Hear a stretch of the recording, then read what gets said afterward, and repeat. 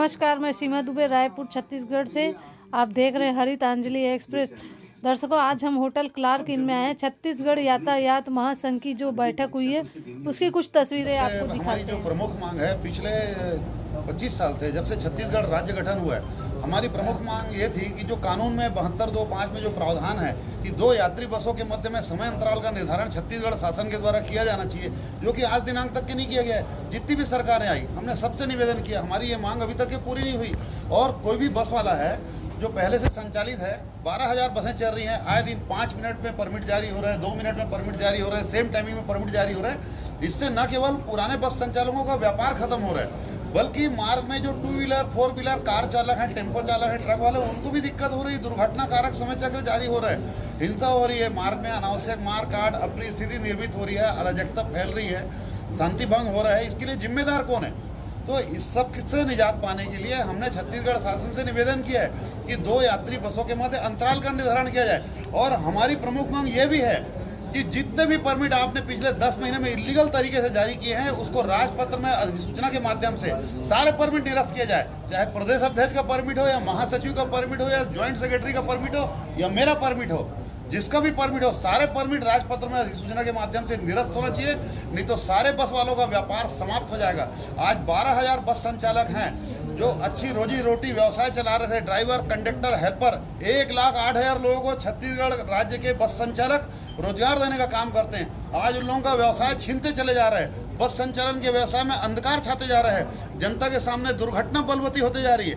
इससे निपटने के लिए, इससे निजात पाने के लिए हम छत्तीसगढ़ शासन से निवेदन कर रहे हैं। और अनावश्यक कानून, रोज नए कानून बस संचालकों के ऊपर थोपे जा रहे हैं, चाहे वो VLTD, वो व्हीकल लोकेशन ट्रैकिंग डिवाइस और पैनिक बटन का मामला हो, नंबर प्लेट का मामला हो, रेडियम पट्टी का मामला हो। क्यों बस संचालकों को मजबूर किया जाता है बार बार कि हमारे हिसाब से, हमारे डीलर से ही आप उसको लगाइए?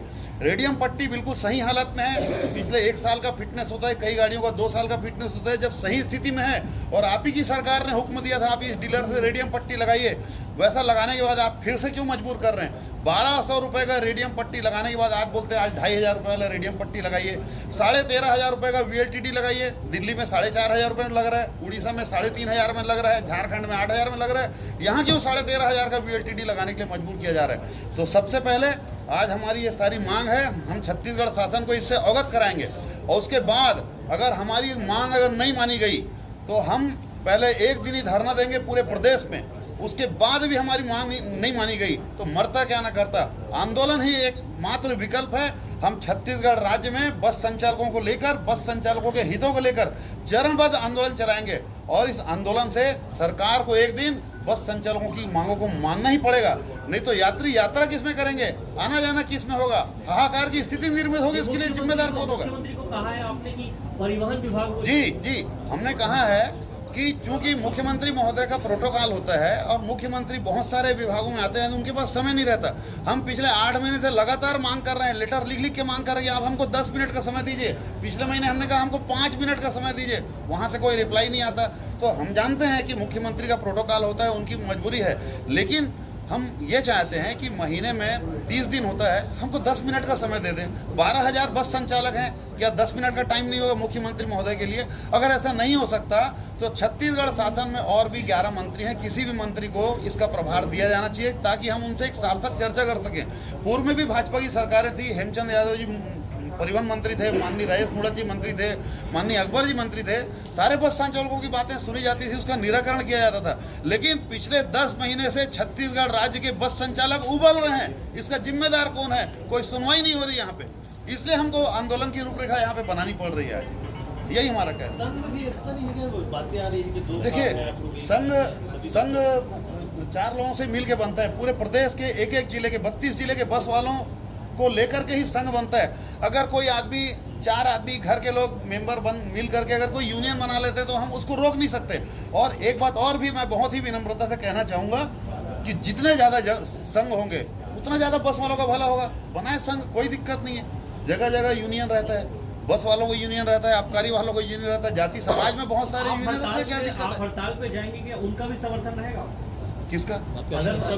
बिल्कुल बात करेंगे, चर्चा करेंगे, उनसे हम चर्चा करेंगे, सार्थक चर्चा करेंगे कि वो आए, क्योंकि ये जो मांगे हैं किसी की व्यक्तिगत नहीं है मांग, किसी व्यक्तिगत एक बस वाले की मांग नहीं है, बल्कि छत्तीसगढ़ राज्य के 12,000 बस संचालकों की ये आवाज़ है जो आज हम छत्तीसगढ़ शासन को बताने जा रहे हैं। सर आपने आरटीओ की बात कही कि आरटीओ की कुछ साठगांठ है जी, तो निश्चित रूप से साठगांठ है, निश्चित रूप से साठगांठ है।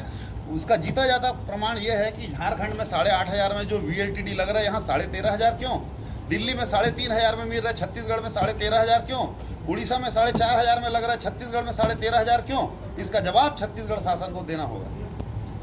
ऑलरेडी पहले से लगी हुई है, उसका रेट पहले 1,200 रुपये था, आज 2,500 रुपये कर दिया गया है।